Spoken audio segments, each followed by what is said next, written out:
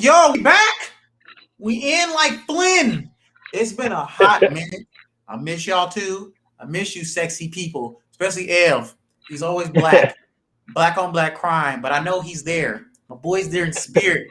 Welcome back to the Just an Anime podcast as we cover the Kengan Asura review. It's been a while since we've been on hiatus and we caught up and we didn't want to keep doing it each week because we was going to cover not even a whole fight. So we just let it keep and let it get back to what we're doing now. So we were going to cover Jiu-Jitsu, but I've been itching to cover Kengan. Been itching to cover some Kengan Ashura. Yeah, because there's been some really, really cool stuff happening. Like while we've been taking the little break. It's definitely been a lot of stuff moving down. So big time. Ooh, I can't wait. So like, share, subscribe, the usual, comment to the Just an Anime podcast page. I'll type it in the chat so y'all can see it. You spell it just like that. And then the Facebook, can't even talk. YouTube page as well. Check that out.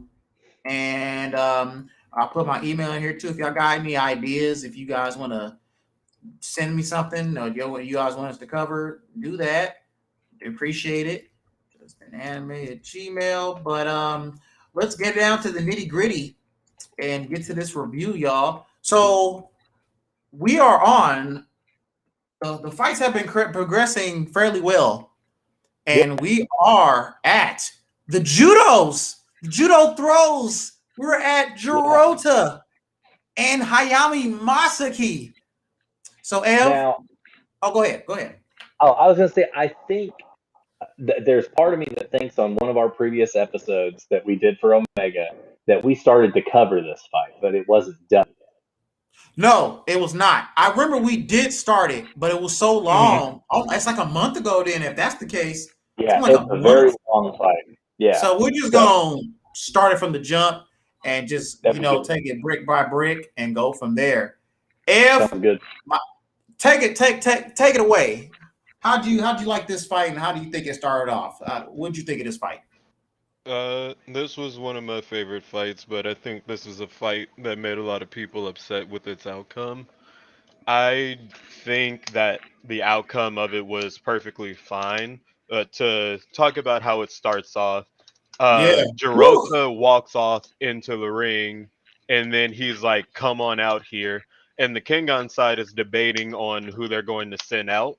And they're thinking about sending out Wakatsuki instead because of how heavy he is. It would make him hard to get thrown by a judo practitioner. Yep. And then Masaki raises his hand and he's like sending out a bad matchup is like a good idea, but why not send out somebody of the same type?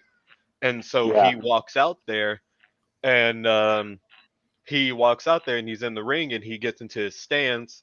And then the referee notices that he has headphones in, and she tells him to go take his headphones out. Actually, they're pretty much like what I got in right now. Yeah. And so when that happens, he gives them to Koga, and he's like, "Oh, hey, Koga, would you mind taking these for me?"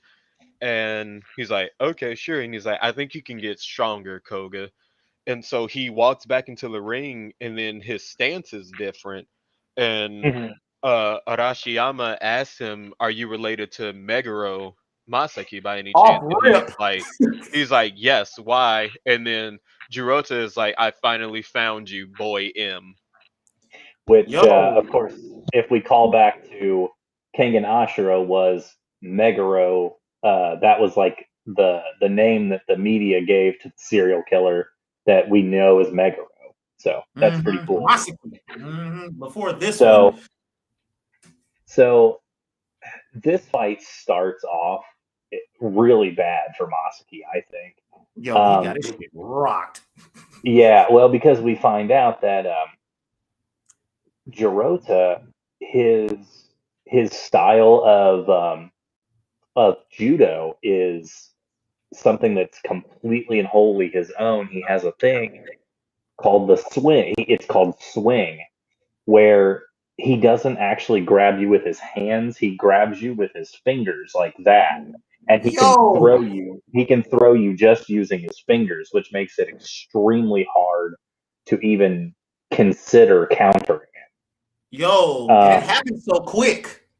yeah, it does. Um, so my my biggest complaint with this fight was that I think it went on a little bit too long, but that's because there was so much like Backstory. backstory Mhm. that was getting filled in between the fight. Because I'm gonna be completely honest with you, most of this fight is just Masaki getting hurled around by Jirota, and at one point, if I'm not mistaken, people think that um, Jirota might actually kill Masaki if he keeps throwing him like Yeah, he was recklessly just throwing him, and we this. find out like basically this fight was going to be up to the winner of this fight was going to have to be down to stamina and endurance as Hmm. the fight, because we know we kind of figured we was going. I don't know. I don't get skip too far. We found out some secrets about this Masaki, this Hayami Masaki here. So yeah, we find out a little bit more about him as the fight goes on, and we learn Hmm. about, of course, we learn about Jirota's backstory of why he's so obsessed with finding Meguro. Basically, yeah, the fight. I would say the fight did go on long, and it was due to backstory. It was definitely due to, but we got to know. Also, we got to learn about Jirota, his motives. Why is he as good as he is? And then I like how Kuroki, that pretty much he compared him. Kuroki said something. It's rare when Kuroki compliments anybody. Um, Yes. it's rare if he says anything. Basically, he was a throwing version of Kuroki Gensai. I mean, yeah, that's a really, really fair um, comparison. Yeah, Like he was a because throwing he version. was another man. I can't recall which character says it, but they do. Carlos. Who? Oh, never Oh mind. You talking about no, somebody because who was saying about Kuroki. no, he was talking about Jirota and how much like Kuroki, he's completely alone because there's no one in his field that can beat him. Oma. Oma said that, and he said he Jirota remind him of Kuroki. Oma said it. You're right. Okay. Oma said that. I remember that. Oma said that because Carlos Yep. was Oma. He said Yeah. that. So we also get some interesting, a little bit of interesting backstory regarding Masaki, and it's basically contrasting him to Meguro, or the Crying Man, who is still one of my favorite characters, even though he has like a short appearance. Man. Um, so they're showing that Masaki is just a genuinely nice guy. He's very affable. He's very nice. He's very like calm, and his demeanor is very calm. Whereas Meguro was essentially an animal, and But a so we have very good, a what's the word? and that's Yeah. he was a great. I mean, he was a great judo practitioner for sure, but he was just like a wild animal. Um, Yeah. so Everett, can you kind of take us through that, because I think we're getting up to, once they go through Jirota's backstory and Masaki's backstory and how it relates. Yeah, Um, so to go into a little bit detail of it, um, like you were saying, Masaki is genuinely a nice guy. He mhm. wasn't even part of the judo club at his college, but he was a part of the club, basically just being a fan of it. And Oh yeah, he yeah. he just talked to the club manager, I mean the judo team manager, to get him to let his club use the space Yeah. so they could do judo. And he was like, "There's no way that's gonna happen." And he just goes over there and talks to him, and they hit it off really well. And Hmm. they let him use the extra space, and then they like nominate him to be the president of the club and everything like that. Um, Yeah. Mhm. and so to talk a little bit more about Jirota, he was so good at At Judo. Judo, he was basically without an equal, and he got so lonely. And then when Meguro was 12, he entered a judo tournament, and he was like, "This boy is going to be my nemesis." Um, one day. And so the year after that is when Meguro went nuts and killed his entire dojo. And the day. And Giroto was like, "That's fine." And so he left the eye of public sports and went to the underworld to wait for Meguro to come to him. And Yeah. so And so he started entering the purgatory matches. And one of the first people he fought was the Snake Fist dude. He got rocked. And he destroyed him. He got his shit rocked. Yeah. oh, you mean the ghost? Yeah, the dope dude that fought Mumon, or Nitoku. whatever his name is. Yeah, that Nitoku smashed the Boxed shit him out of too. him. Yeah. Punching bag ass. That shit So rocked. so again, once we've kind of got through all of that, it's starting to be noticed that every time Jirota throws Masaki, he's starting to get up a little faster and a little faster each time. Mm-hmm. And with all the damage that he's sustained, this was an interesting choice, but obviously it's deliberately, as we'll learn, that the more injured Masaki gets, the more he starts to resemble the Crying Man. And because there's one sequence where he gets thrown and he stands up and his eyes are all crazy and his tongue's not hanging out like Megaro's did, but he just has that look on his face. And if I'm not mistaken, to kind of, I don't want to yada yada yada through too much, but if I'm not mistaken, Masaki he actually changes to he's not strictly using judo anymore. He's starting to use other martial arts against Jirota, and he starts kind of mounting a little momentum for himself. Finally, because in the beginning, the first two chapters, it was looking. The biggest thing for me for this fight was just I wanted to ask, and we kept saying it. I said, "Will he go crazy? Well, eventually, will he lose his shit and just kill Jirota? Like, will he revert? Will he just go all Meguro?" And that was the biggest question for me for this whole fight. Will he do it? And the fight progressed, it didn't happen. Yeah, we kept waiting for it, and I kept saying every week, I'm like, it's going to happen, guys. This week we're going to see the I kept saying it too. I said, it's going to happen. As the fight goes on, Jirota's biggest weakness starts to becoming more and more pronounced is because while his throws are really good and that's his greatest strength, it's also his biggest weakness because all he does is throw. So he won't ever like straight up attack somebody. Like he mounts Masaki, and it's like if he just pummeled him, he would easily win, but he just doesn't, and it gives time for Masaki to just get up again. Yeah. And I think that towards the end of that match, they do kind of make the point that all Jirota knows is judo, and it's all he will use. Lolong said it. He said it's his biggest weakness. He can't do nothing. He's practiced only throws in judo, and that was the biggest weakness. That's his biggest strength, Lolong said, but that was his biggest weakness as well, because he can't do anything else. He was doing it, but anything Masaki had, he had the versatility to fight Jirota.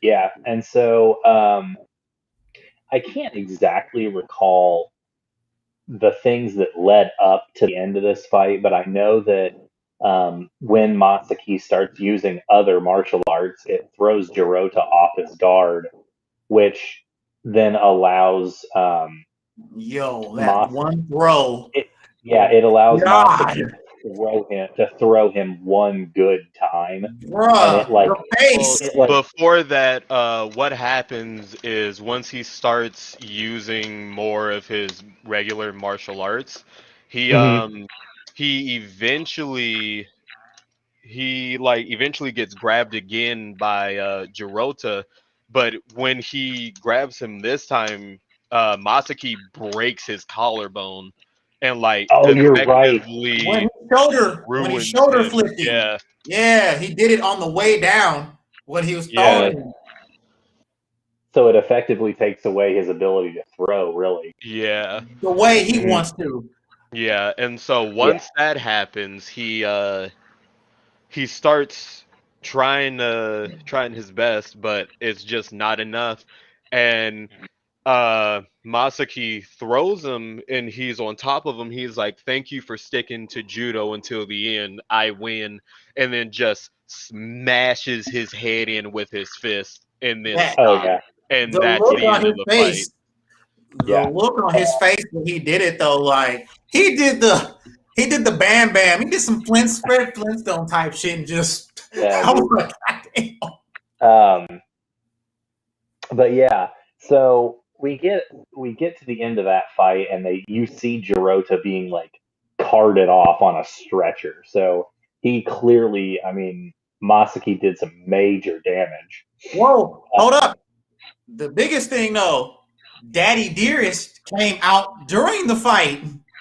Oh, Oh Mr. Hayami. yeah. Yeah. Daddy Mhm. And Dearest he came out. drops a major bombshell. Yo, Daddy Dearest came out. The Yeah. man himself, Hayami, came out and basically just spilled the beans Mhm. about Hayami period and Meguro all in one setting. Was definitely something wasn't expecting, but I mean, but it's pretty much it's like the Kengan loses regardless of how this match played out because the deal that Coswell and him made. Because even though Jirota did, I mean, even though Hayami Maski won, hey, it was a dope win because everybody went crazy.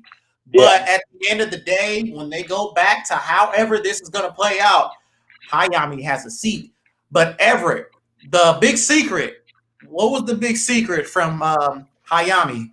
So Hayami is like, the worms might have thought that they used me, but I'm actually the one that's gonna use them. I use their technology to make a clone of Meguro, Yep. and Yes. So I'm he's been going using. to take away his savagery and turn him into the perfect like tool to use so I can advance my ambitions in the Kengan Association. Yo, Yeah. and it worked. So Yeah. it It did, and that's definitely that's where worked. we Oh, get the and explanation. Reno. Oh yeah, yeah, Reno. yeah. Yeah, so after they explain that the headphones are basically in Yeah. Hayami's ears 24 hours a day, and it's basically Meguro, it's basically It's Connect. trying it's Meguro's to relive. confession Mm-hmm. that Yeah, he it was gave. Meguro's Yeah. confession. And Repeating so itself. it kind of it kind of mirrors what Alan Wu and Edward Wu, what the Wu clan, their special technique is it Guai Guai No, I it's think that's the Hui one. Shang. the Wei Shang, the Yeah, brainwashing. Yeah. The Guai Hun brainwashing. is So removal. Yeah, yeah. okay, yeah, sorry. So basically, what you're getting is you have a clone of Masaki that is probably predisposed to being a psychopath, but is not like fully embraced that part of his psyche. Mm-hmm. And by listening to Megaro's confessions over and over and over and over, um, I I think it works one of two ways. It's either to keep him from losing his mind, or to kind of keep. Uh, I don't know how to explain it. Everett, what would you say? It's to eventually turn him into Meguro. without turning but him into Megaro. without turning him into Megaro. So what Mm-hmm. he did essentially was have him get proper education and like take all these homicidal tendencies out of him and then make him listen to Megaro's testimony and then turn him into uh Megaro essentially. And A you Without can the see yeah, that a because version of when he's coming through like the walkway and Reno's there and she's like, my poor little brother, and he's like, I guess I took a way more damage than I thought. And he's like, I need to become stronger than Arashiyama and then my brother, but my brother is in quotations, which implies that he knows that's what's supposed to happen to him. yeah, and if I recall, it's in that last panel where he refers to Masaki as his quote unquote brother. Um, that is the most like Megaro that he actually is depicted Yes. as. He that looks face, he the looks face he terrifying. made with the tongue, he had his tongue out and his eyes were bulging. That Yeah, looked spitting image Yeah. of Megaro. Like that was perfect. I'm not gonna, I feel bad for him. Even, and I was like, please don't let him turn. Like the way he was acting this whole time, I was like, maybe this is an act. I thought he was just gonna flip and be like, fuck it, I'm gonna kill this cat. But he yeah, didn't, and he acted the same way. But we finally learned why. I was worried. I feel still bad. Like I said, I feel bad for him because look who your dad is. You're, yeah, mm-hmm. I think he's come to grips with it. Like Dad. he's gonna. Yeah, I feel bad. That's why Reno said what she said. And I felt bad for him because he's getting used. But I think he's just come to grips with it probably at this point. Like he knows it's Yeah, I probably mean, gonna he's definitely smart enough to know, but he also seems to be the kind of person. Uh, it, he's smart enough to know he's being used, but yeah. I also think that being like raised by Hayami, Mm-hmm. uh, he genuinely believes in whatever it is that Hayami's like final, like his end game is. Yeah. Yeah, pretty much. That That's and it that's seems my like belief. he genuinely thinks of Hayami as a parent. Huh, Yeah, So that's bad. like their relationships are pretty like really father sonish. they are very But paternal. Yeah. yeah. And then So before we get into the next fight, there is something that happens before that I where was just getting ready to say, Kiryu Kiryu and Ryuki are still having their conversation. And K-pop. yeah. Kiryu asks Ryuki, he's like, are you not gonna rejoin the Kengan side and watch the rest of the matches? And Ryuki's like, I can't. I killed somebody. Like, I'm a disappointment to Kazuo and Koga, I can't be Hmm. next to them. And he's like, you don't have to worry about that. And he's like, you still have your beloved. And then Kiryu gets really close to him and gets in his face, and he's like, Kiss that. aren't you prepared to go to hell for your beloved? Yeah. And Yo, Ryuki like makes a face like what? And then it cuts to something you, else. you said Yeah. it today in the chat. I was out there Ubering and you said it about I completely forgot Setsuna can bring out, he can put in the possessing spirit in somebody like Yeah. Nico did to Oma. Yeah. I He didn't think can. about that. That didn't Yeah. even He cross can my force. mind actually when you said that. Yeah. Hmm. Oh, that's gonna be So, crazy. Yeah. and I mean, not to jump ahead too far, but to be quite honest with you, we still don't know what's going on with that. We haven't seen them even up to the current chapter. Yo, we need to know. We freaking know, where is our Kure boy? And where I want to see Ryan. We haven't seen Ryan since he ran out the ring after Edward. Yeah. That's what So woo, we need to see so that. let's see here. Oh, the Um, fight, the next fight. so before that, we have Jirota being carried off on the stretcher, and you have Faye and Lou and Tarashi kind of like talking things over. And basically, I think at one point Tarashi does say, like, I really wasn't planning on Jirota losing.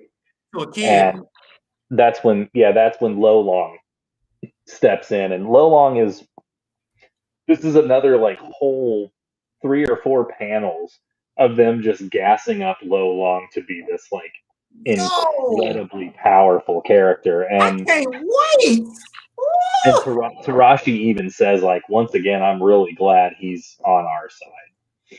But So we finally got to this fight. Oh, before that happens, we get a little bit more dialogue where we find out the match rules have changed again. oh yeah. And Yeah, forgot instead about of that. them alternating first picks, they just are gonna send people out at the same time. And on the Yeah. Kenagn side, they're like debating on who to send out next. And they're Ooh. like, when should we send Akuya out? Because Akuya is a nut and we do not want to have to rely on him to break a tie. Uh-huh.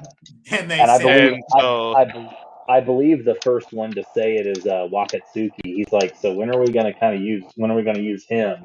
And he's just Aku is looking in the standing like distance. over his shoulder in the distance, and Wakatsuki's like, when are we gonna use him? yeah. He was in And the distance just staring. yeah, and that's where everybody is kind of Aiko, oh my god. everybody's debating because they're like, God, we don't want to rely on Akuya. That's terrible. We all just.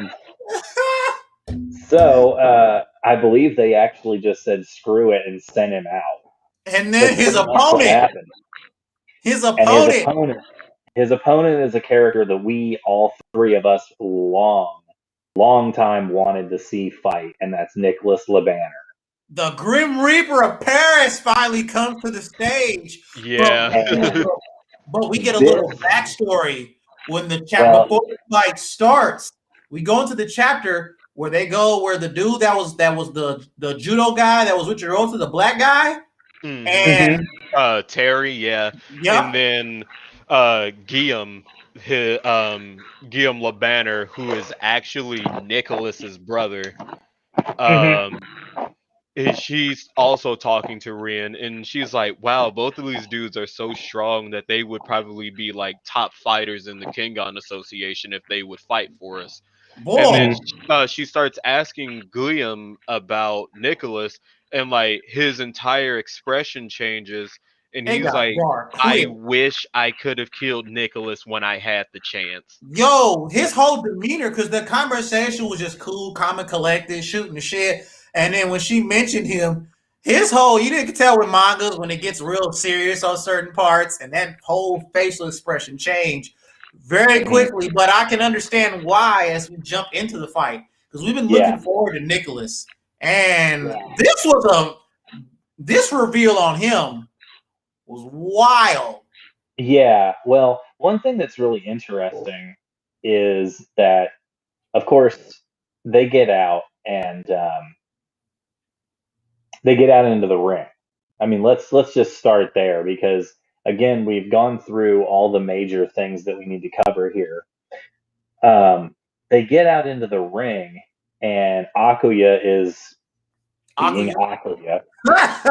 Oh yeah, it's so funny. Like Nicholas is just basking in the spotlight. Like everybody's cheering for Nicholas, and he reaches his hand out to Akuya, and he's like, "Let's make this a good match." And then Akuya just leans over at him, and he's like, "I'm going to execute justice." No, Everett. It was when they were cheering. It was like Nicholas is a fan favorite of the Purgatory, but then you look at Kengan's side, and they were just like, he said, "Aren't you going to cheer him on?" He said, "Well," and one of the guys was like, "Well, it's kind of hard to. Look who it is." Yeah, It was, and this is where we cut to everyone's favorite jobber, which is Gozo Mirabuchi. They cut to him. I think it was before because they were kind of still talking about we're gonna send him out. Okubo was talking about it. He's like, we're gonna send him out. He's like, he's gonna kill. He's gonna do all this, and then I think they go to him after that. Yeah, because why they sent him out. Because when those dudes say it's really kind of hard to cheer for this guy, they show like a panel of him pretty much half beating Gozo to death. Yeah, and then the Kengan side is like, is it a good idea that we sent him out? And he's Mhm. like, well, there were two reasons why we picked Akuya. The first one was we needed him to be on the roster to not incite like inside conflict in the Yes. Kengan Association. The second was that Gozo actually picked Akuya to take his spot in the tournament for After he him. beat the shit out of him. Yeah. Yeah, he vouched for him. So That's a lot for Akuya. Like to put that much faith into Akuya. Anybody else in the Kengan Association, if they would have vouched for him, yeah, cool.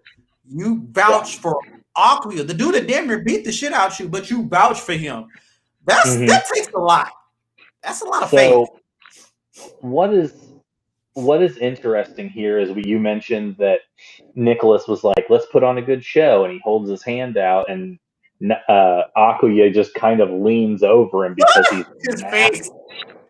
And His face. and then what's really interesting, and this was like one of the first things that kind of in my mind was like, "Oh shit, this dude's for real." Is he kind of Nicholas feels insulted, and like before Akuya can react, he smacks him across the face. Yo, Now, what's interesting to remember here is that Akuya is known throughout this series for having like extra human reaction time. Yeah. His reaction time. reaction times are like the highest of any human ever. He smacked him with that. I challenge you to a dual slap. Yeah, because that's what Nicholas says. He's like, traditionally, the left hand, smacking with the left hand is a challenge for a duel. Yo, Oma spots it though too. Akuya couldn't react, and Oma was like, "Did he just slap Akuya?" And Akuya looked confused, like, "Damn, he just slapped me." And I didn't know it was coming. Like he slapped the shit out of him really quick, and he couldn't do nothing about it. So, Everett, do you want to take us through the beginning of this fight? I'm trying to remember the beginning of the fight actually. I can. So I'll recap you.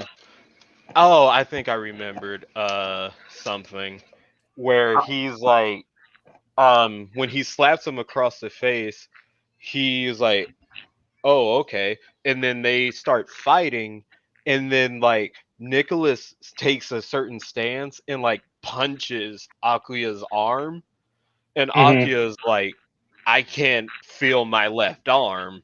He's like, "What happened to my left arm? I can't feel it." Yeah, because Akuya is in his like shield arm stance where he has his like arm up like this, and then he kind of when they draw it, they draw the outline of his arm, but it's completely see through. It's completely invisible. So like he kind of says like, "Oh, I can't feel my arm," and I think that's when Nicholas says one sting down or one sting to go or something like He that. said they showed like his arm, like it was a bee or like a wasp. It was a scorpion tail. I think. And it looked like he was like using some type of paralysis type thing. I thought it was like poison when I first saw it, and I'm like, whoa! It was like something that can paralyze. And he said something about the African bee. It was some type of bee or insect he was talking about. And he said the Paris bee. Yeah, that's what it was. Yeah.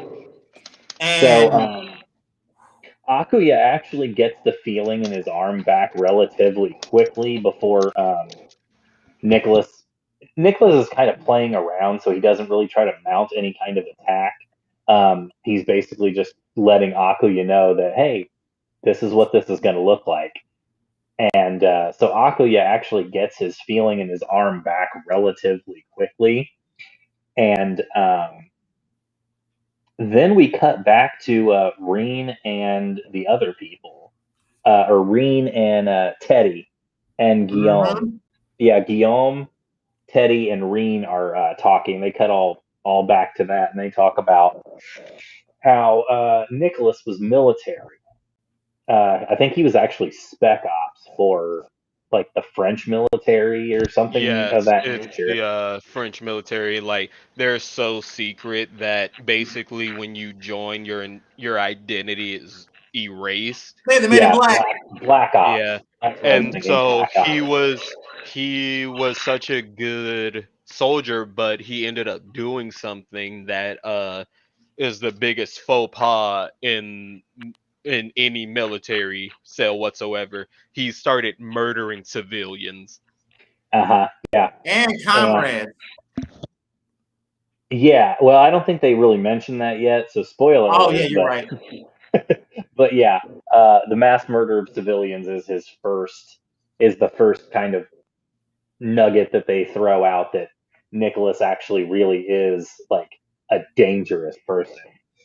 And they're kind of talking some more about this, and Guillaume is talking about what Nicholas was like as a person. And then, excuse me, I dropped my phone. And then I'll put it up on stream here. Reen is looking at some pictures, and she gets this face. Yo, the Oh yeah. reveal. Oh Wait, yeah, that is a very big reveal. She's that like reveal is wild. like eventually Rin is like, "Who is that?" And he's like, that's Nicholas." He's like, "No, like that's not the Nicholas that I know." Right Yeah, now. yeah. So before we went through this, or before we get to that part, we start learning a little bit more about Nicholas's actual fighting style, which Everett Everett called long before we even saw Nicholas fight. Yep. Um, it turns out that he practices a self-developed style of savate, which is a Yes. which is a school of kickboxing that originated in France. So they explain throughout the chapter that Anderson! he huh Anderson is in here. oh Anderson! no so Anderson! so we get kind of into the nitty gritty of Nicholas's fighting style and how it takes savate but mixes it with karate that he took online courses for, much like Carlos. They're picking And up karate classes and learning the martial arts within minutes. yeah, Yeah. He took and online karate classes for 6 months. I think that's what they said. yeah, he did. And then Oh God. it also says something, and this is interesting because of the sting aspect, is that his style is well matched for fencing, which is Yeah, definitely. a lunging Specifically sport. because his reach is actually very long. Hmm. Yeah, his reach is mad, like he used like a rapier. Yeah. Yeah. Hmm? And so we're kind of talking, and we once again cut to the king of jobbers, Lolong, and this is where he says, like, if Nicholas can take the initiative, then nothing can stop it. That's what, And yeah, because and Tarashi they mentioned it a little bit about sending him out from jump. Like, yeah. should we send him out right now? Uh, and this is where we actually find out that surprisingly, Akuya's reaction time is actually faster than Nicholas's by like a fraction of a second, because his Point oh reaction oh time, 4 seconds faster. yeah, It's a point oh oh little four increment seconds too. faster. Yeah. So, Makes a difference though. but the thing is that Nicholas is so fast, and he's kind of like taking jabs at Akuya this entire fight, and he's like closing the distance and getting a bunch of jabs in, and it kind of seems like he's dodging back to kind of keep out of Akuya's range, because Akuya has the shield and baton stance that he uses. And at one point, he actually Hmm. brings his arm down in the baton stance and nearly clocks Nicholas real good with it. Oh yeah, forgot about that. And of course, there's a lot of him yelling "executing justice" because, and then Good old suddenly, Akuya. Akuya loses his vision in one of his eyes. Oh yeah, I forgot. Yeah. He loses vision in one of his eyes, and Nicholas realizes it and uses that time to just smash him right in the eye. So that's when we cut to back to Guillaume, and he's like, "What do you mean?" And this is where Reen explains that the Nicholas that's in this picture is not the Nicholas that we know. That's not the same person. And that definitely was not the same person. No, it's not. I mean, the hair is different, the facial features are different. Like the thing is in a real life situation, I could see how it could pass, but it's obviously not the same person. It was obvious that wasn't him. Like we all saw. Mhm. I'm like, that's Yeah. not Nicholas that's in the ring right now. That reveal was very wild. But Yeah. is it okay if I can say it of actually who he is and who the is we are we onto that part yet or anything else? I was about to say, Where doesn't the chapter end with Yeah. Well, Yeah. the reveal? Yeah. before we get there, um, we cut back to Nicholas and Akuya's fight, and Nicholas, he's continuing to use that poison technique, and he's taking away Akuya's feeling in various limbs and parts of his body, and he closes in to go for an attack, and Akuya surprises him and catches him right across the side of the head with his foot, and takes Nicholas down, like drops him. Yeah, he took him And down that's our hard. and they note that this is the first knockdown of the fight. And Akuya, being Akuya, literally says, "I will purge all evil, even if my flesh should rot away." And I'm just like, this motherfucker is insane. Akuya and getting beat up, getting paralyzed in Akuya fashion is still Akuya, no matter what's The going problem on. is, yeah, but the problem is that as soon as he does kind of get Nicholas down, Nicholas stings him in the leg, and Akuya also goes down. Basically, he's just paralyzing him for a short amount of time and kind of Yeah, rendering some of his limbs useless for a little bit of time. I don't know how yeah. long, And but before we actually cut back to Reen, Akuya's had his heart and lungs paralyzed. So we couldn't breathe for a little. Yeah, I forgot about that.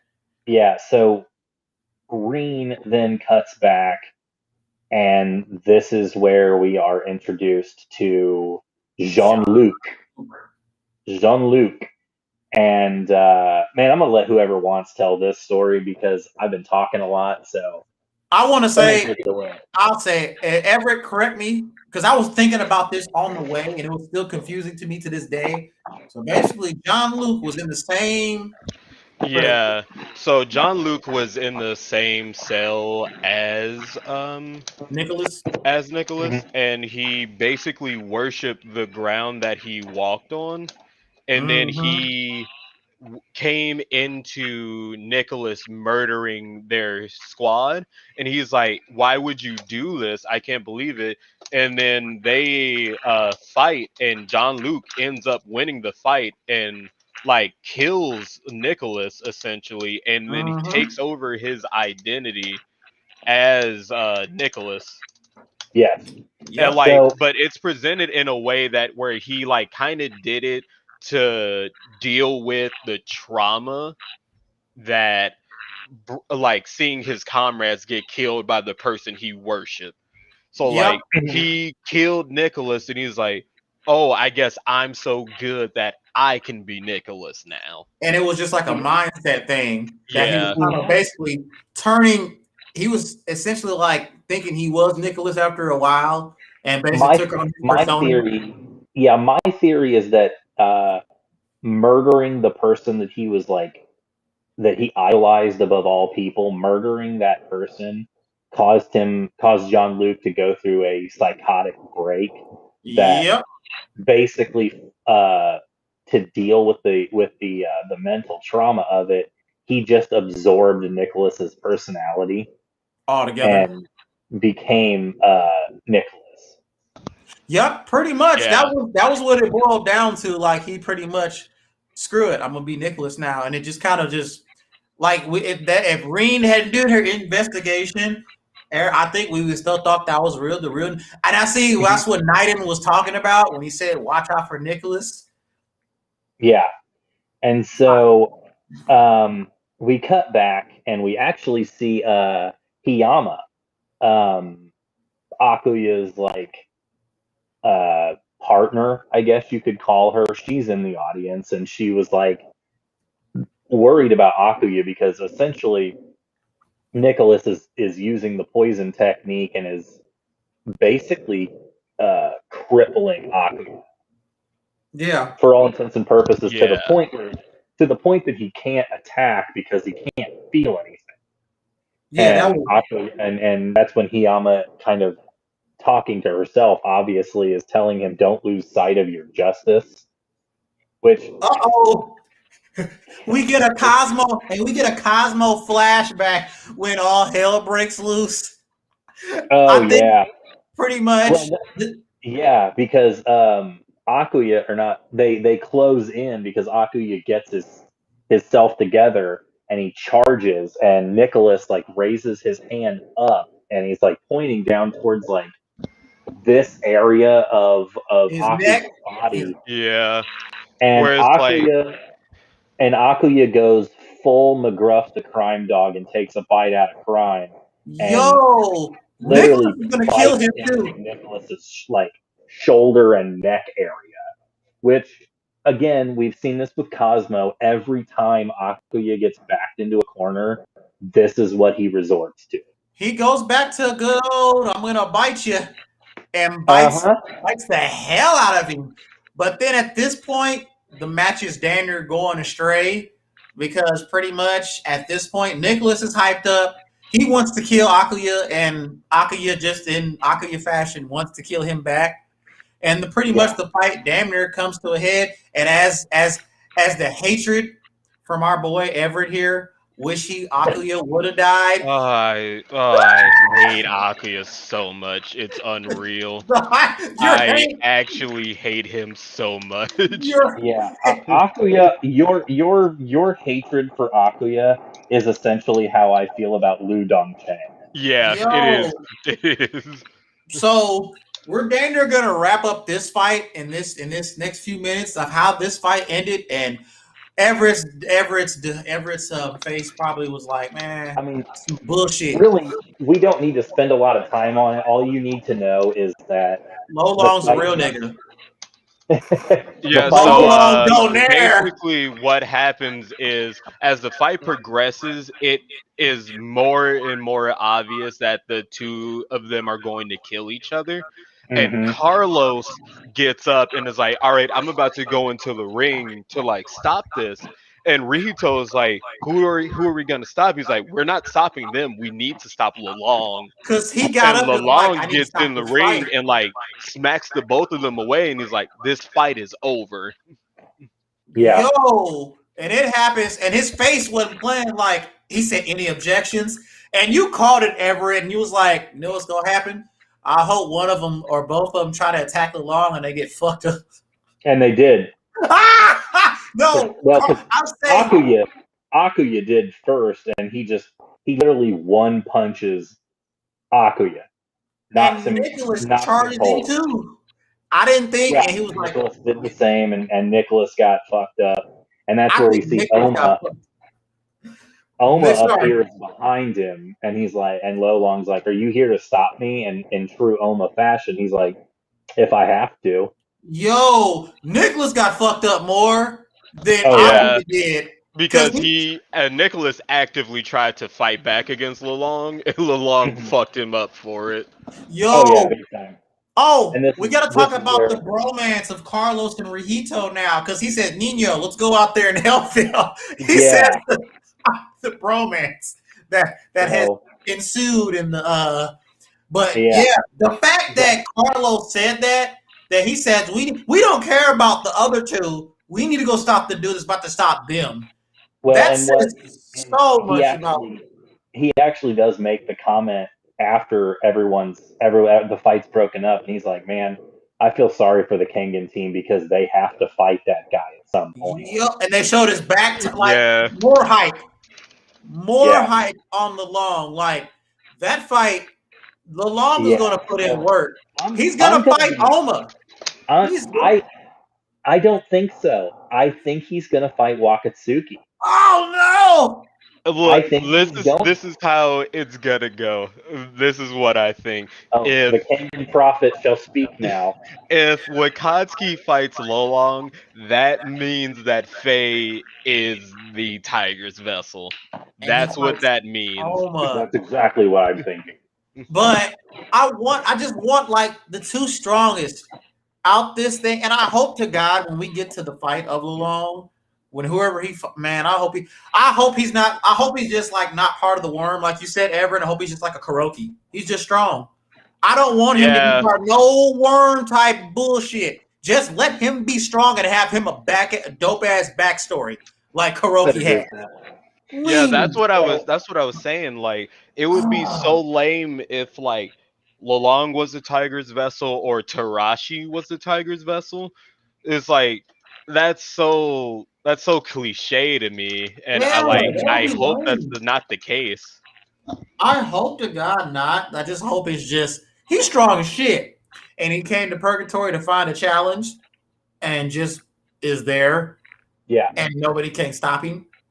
So to kind of yada yada yada through this, the match is declared no contest. Oh, We sad have no winner. So we've got what 4 fights total left, Yep. and Cosmo is kind of strategizing and seeing like kind of sizing up the competition and trying to figure out what they're going to do, and they're obviously taking Lolong into account because Man. he does say he's saying our remaining opponents are 2 of the 3 demon fists, Lolong, and he says 1 unknown, which he's referring to Tarashi.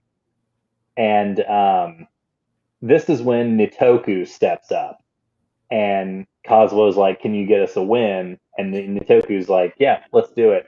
And he walks out into the ring, and Here comes Tim's brother. Here comes Tim's favorite character God, on the Purgatory side. I hate this bitch ass character so much. Oh my god, I hate this bitch ass. Yo, And so Lu Dongcheng starts walking towards the ring, and Lo Long's like, "Can you keep yourself under control?" And Lu Dongcheng is like, "I'm a professional," and basically is like saying, "I'll save my vengeance for later." And so he walks out into the ring, and that's how this match is going to start. yo, And this one, God, I hate this character so much. But they're kind of talking. They're kind of like going back and forth and sizing each other up. And this is when Nitoku starts citing poetry to him. He starts reciting poetry because he's a literary. And the one cool thing they snuck in for me is Lu Dongcheng is like, that's all well and good. I prefer Zach Wild, which Zach Wild is the guitar player and the singer for a band called Black Label Society. Yeah. Um, so he kind of sneaks that in there. But Yeah. I'm gonna let you guys take this because I can't be impartial about it. I'll just kind of chime in when I can. So the thing about when their fight starts, Lu Dongcheng is still like, "Where is Ryuki? I want to kill him." he's still shitty. Yes,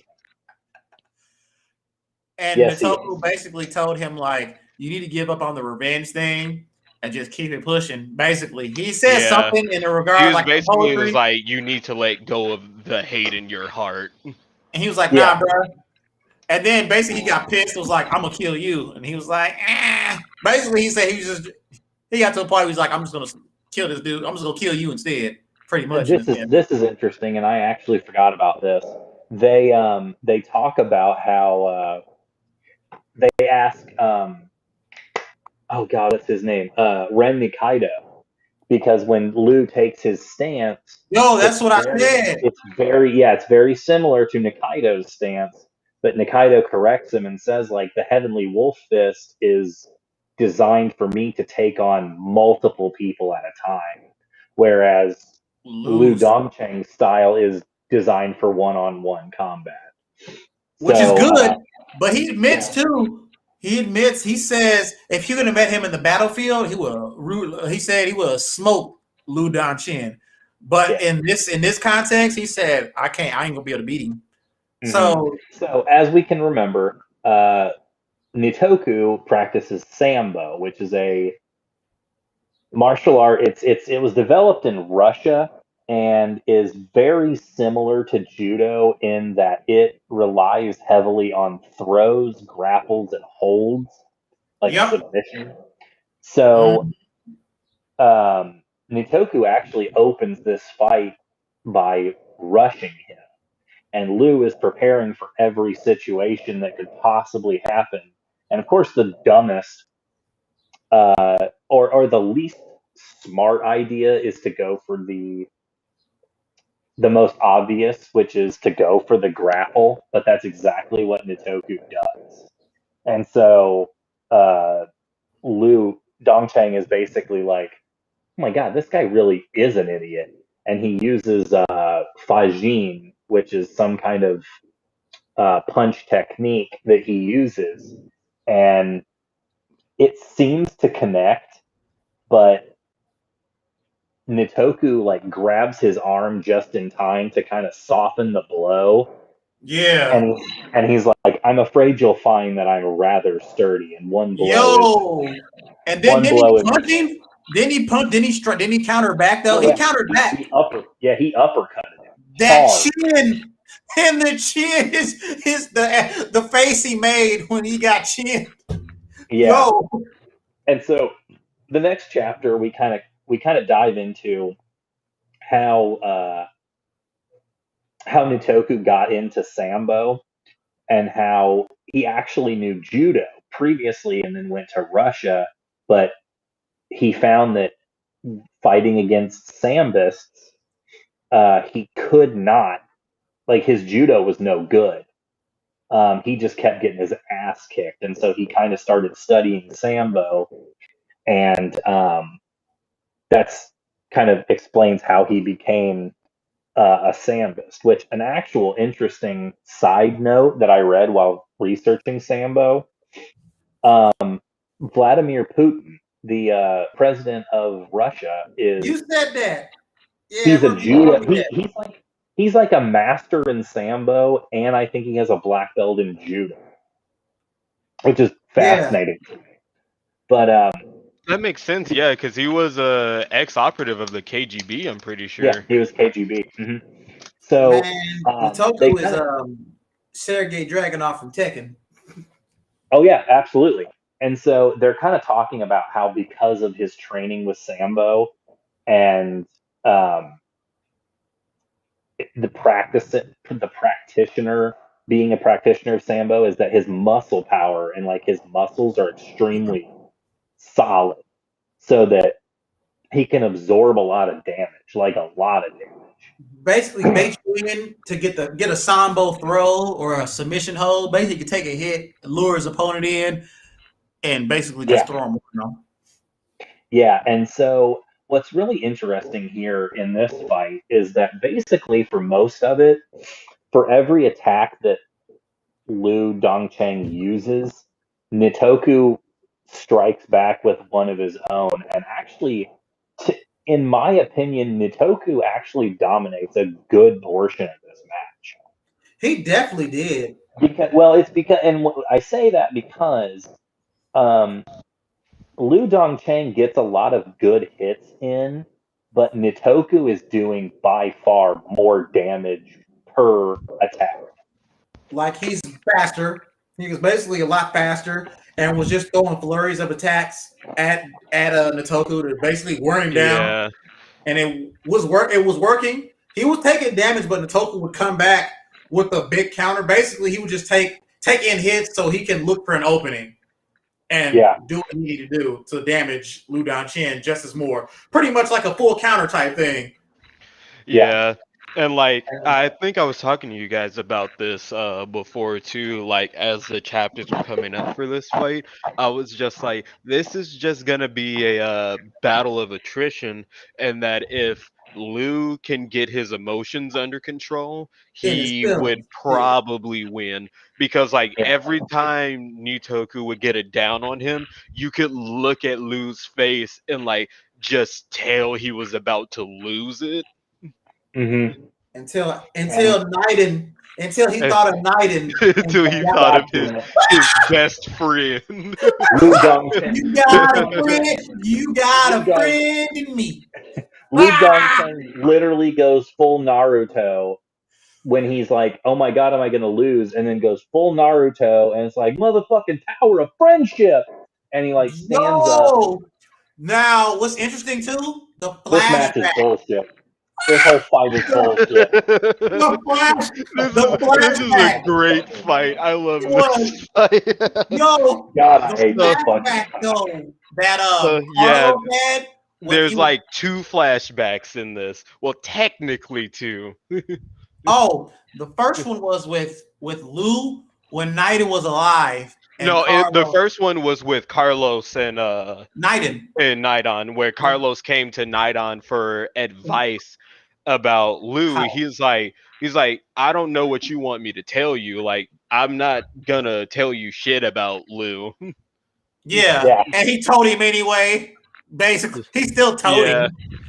Yeah. But and then the funny part was when he said that used to like we was looking at Lou and like Lou can get serious when he needs to. When he said he was waxing the other Lou Tien. Lou Tien, He said he was just smoking him on the regular. Yeah. Like I was like, I can't believe that. He was smoking. Well, I can believe it because he probably wasn't like revealing he was a member of the Worm at that point, because Lou didn't know anything about the Worm until they had that like tournament meeting at some point during the Kenagn versus Purgatory tournament, and the Kenagn side told them about the Worm. Yeah. True. That makes he's probably just using the martial art. So yeah, did we talk about Nitoku's backstory yet? We about to. We're about to. Right after I throw my phone, because I'm looking back through it to kind of review. Yo, I said this to y'all. Goddamn, Lu Dongchen literally says, "Friendship isn't about logic." Yeah, because the main part with Lou and Naiden is like Lou admits that he hadn't known Naiden for so long, and that there's a language barrier between the two, because Lou is Chinese, so he doesn't really speak Japanese that well, and you can actually but he can speak Japanese pretty well. Okay. But the thing with Lou is since neither of you speak Japanese, I can tell you this, is like the way that he ends his sentences, it's not written in hiragana, it's written in katakana, which sort of implies that his knowledge of the language isn't the best. Is it when they were having their flashback when them two were talking about Lou was talking about his life and stuff? Yeah, like you can see like his Japanese during that flashback is really good because it's not a flashback, it's like a dream sequence. Oh, you're right. Yeah, he's laying on the floor. He's kind of in and out. Yeah, and he thought he was talking to Naiden. You're right. Okay. Mm-hmm. So this fight goes on, and pretty much keeps with the same pace where they're just trading attacks. And again, Nitoku is really, really taking it to him. I mean, there's one sequence shortly thereafter. That throw.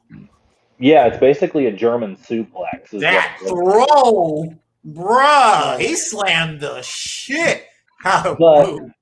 Now that he's all imbued with the power of friendship, Lu Dongchen starts mounting some pretty good attacks, and he really does start to do some serious damage to Nitoku.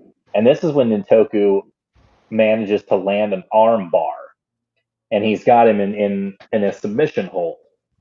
And so this is kind of where we get into Nitoku's backstory, yeah, because he's talking about, I know how much you want revenge because I used to be you. I used to be just Yeah. like you. And then you find out that he doesn't mean against an actual person. He actually means that, like, he is the way that his body is built, he's like predisposed for being good at martial arts, but he doesn't want to be a martial artist. He wants to be a novelist, but he's really bad at it. He's trash. And you know what? I gotta point out, when they showed his backstory about how his life was growing up, you notice every time somebody has a flashback and they get their ass beat, you know who's been beating their ass? Kano. They showed Kano when he fought Kano and he got folded. Every time there's somebody that's fighting somebody, it's usually they get their ass beat by Kano. That's his first loss in underground martial arts. Yeah. Kano. And then, like, a thing to point out too is, as we saw earlier in Omega, their fight was actually close. It wasn't like Nitoku just got his ass beat. Yeah. No, it was definitely close. It's just Kano's built different. Kano is Kano. Kano's built different, man. Kano is built different. That's Kano Agito. I mean, he was the Fang for so long for a reason. And then they showed Nitoku. Oh, go ahead. I'm sorry. Yeah, this is kind of an interesting thing, is because while Nitoku is talking about this, and he's talking about how I was basically cursed to be a martial artist. I don't want to be a martial artist. I want to be a novelist. And he talks about how he got dealt his first loss by Kano, and it kind of shifts in and out between his reverie there to what's actually happening in real time. And he's saying, like, the only thing I ever wanted was to get the funding so I could be a writer. But after that loss, I came to the realization I really want to win. Yeah. And so it does show that while Nitoku doesn't want to be a serious fighter, he takes it serious. Yeah. This every punch. This is the hand he was dealt, and that he might as well be good at it. Yeah, and he's like, to try to fight back at it, he was still gonna try to do his novel work, and that's where he's really similar to Lou as well, because during that dream sequence when Lou was talking to Nidon, you find out that Lou was the product of like a male kung fu practitioner and a female one, so they could bring the families together and like have him learn all these different martial arts so he could be like a fucking martial arts prodigy and just dominate everything. And he's like, I don't like that. I would rather have control over things in my life. My destiny, pretty much. He wanted someone. Basically, his parents was pushing on something on him that he didn't want, and he just followed his gut and pretty much figured out his own destiny of what he wanted to do. In simple to ignore. And oh, sorry. Lou actually does manage to break the arm bar, but in the same breath, he does damage to his arm. I can't remember if he broke it or if he dislocated it. He dislocated it, and Lou, like, because he's actually nuts too, like, swings on Nitoku with the dislocated arm. Yo, broke, and he hit him good too. It wasn't no soft hit; like he did some damage. And like the important thing to note too is because Nitoku is just taking all this damage to just get the throws on Lou. Like near the end of the fight, Nitoku wasn't even conscious. Like he's doing it all unconsciously, like strictly out of instinct, which is fascinating. But this fight actually comes to what I felt was a fairly abrupt end, because after the armbar gets broken, they kind of get to their feet and they kind of regroup on each other, and they go to charge one last time because I'm pretty sure that the barely conscious Nitoku is having another he's having another like dream sequence or like a, I don't know what you'd call it, a hallucination almost. And he's talking to another man whose name I can't recall, but the guy basically tells him, he's like, you can't rely solely on literature. Yeah, You that's are, pretty. I remember that. Yeah, he was talking to him. Basically, he was saying, yeah, he was telling him that pretty much that you. Well, he was telling him that was he telling him like your poetry was ass? Pretty much. Did he like say it in nicer Yeah. terms? He told him He's in like, nicer. you should mainly worry about fighting because you're not very good at That's this. what he's in nicer terms. Yeah. yeah. So they charge each other one last time, and Nitoku manages to land a pretty hard hook on him, like a hook punch, but the Lu Dongcheng manages to score like a really hard roundhouse kick, one Yo, Yeah. kick, and it actually sends Nitoku flying out of the ring, like ring outs it. And so, Yeah. of course, Nitoku loses to the biggest bitch boy in martial arts, and yeah, Tim was so but mad. because I'm even big mad though about this fight. even though Nitoku lost, they actually become pretty good friends. Yeah, And Lou is like, "Oh, I don't really care about trying to kill Ryuki anymore." It's like you kind of helped me work through that. Like they're close to the point where Lou carries Nitoku to the Kengan side Yeah, and, and like brings him over there. This was an he's interesting thing, and I actually forgot about this. Um, Lou or Nitoku actually does say, he's like, once my injuries heal up, I want to fight you again. And Lou basically says, I'm never fighting you again. Remember Yeah. what you told me. Oh Yeah. yeah, he did say that when he was coming up, when he went to go walk to him. But then Mhm. he said too, Lou was walking back, and he said, "I've forgiven. You know, I'm done. I'm not going to kill him, but I haven't forgot. Like it's Yeah. not over. Like he just kind of like fuck it." But then and then we get to the main question of this series so far. Cowlon was like, "What's the angle of the worm? Like, what are they after?" Yeah. And Oma was Which we like, still don't know. we still don't know like what's the angle of the worm Yeah. all together in this. All we have are these like very ominous things like all for the connector and then Nidon Mhm. calling Ryuki the Omega, like the last son and all of Yep. that. Yeah, so all we have are these just vague terms that have yet to be explained. Yep. So as we end this episode off, we get to see the next. Oh, so I'm just gonna say, y'all. I hope he win. And when you said it, when I read the chapter, and you sent the text, Everett, you said King of Combat. I said I ain't even got to read it. I already know who's fighting next. And I saw him jump in, and I was like, oh shit. But real quick, we'll start this next chapter. Basically, we get the King of Combat. Finally, he get to go fight Yeah. against the mysterious Tarashi. And his name is the Silent Nightmare. I said, oh shit. Whoa, did y'all notice something? Did this nigga lose weight as the fight? Did he look bigger? Did he look bigger to y'all? In some chapters, the artist drew him skinny as shit.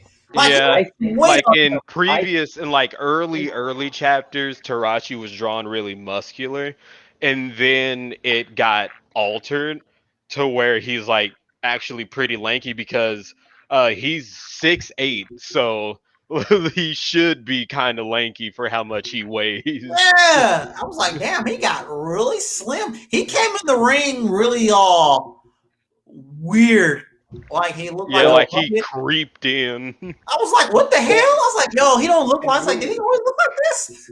We were talking about it because I brought up that he the way he's drawn seems that he moves very similar to Faust from Guilty Gear. Yes. If anyone's ever played Yeah, that. I ain't talking about the doctor, the Yeah. surgeon. So as we end this chapter off, As we're going to predictions, any predictions? Who y'all think gonna win? I think Night On is I think gonna it's going to be lose. Okubo. No, not Night I was On. like, I Nine mean, go! yeah, I mean Okubo. I think Okubo's gonna lose. Oh, dude. Man, Okubo's got this one. Okubo Okubo has deserves a a lot to win. prove. bro, after that, like I said, when he fought against Khan, I was like, you had a shitty draw. You had a shitty luck of draw. You had to fight against And Khan. then he also lost against a very injured Cosmo.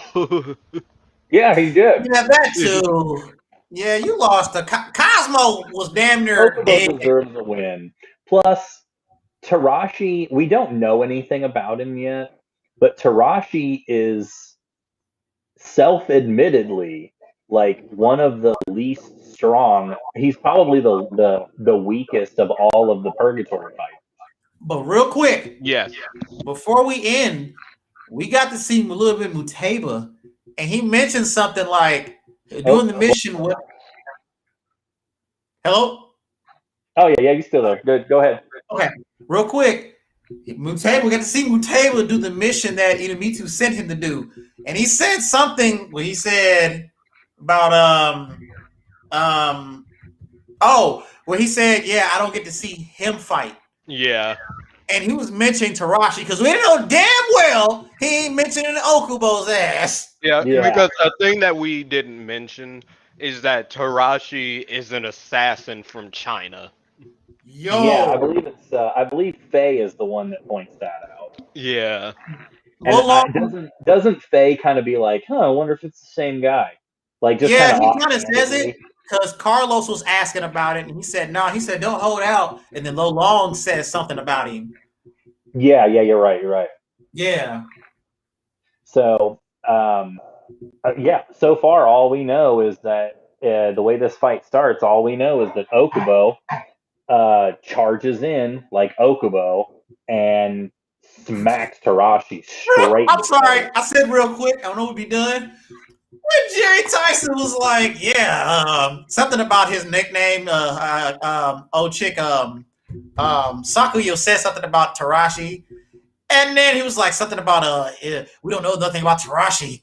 And then Jerry Tyson was like, yeah, he said it'd be fatal if he charges in recklessly.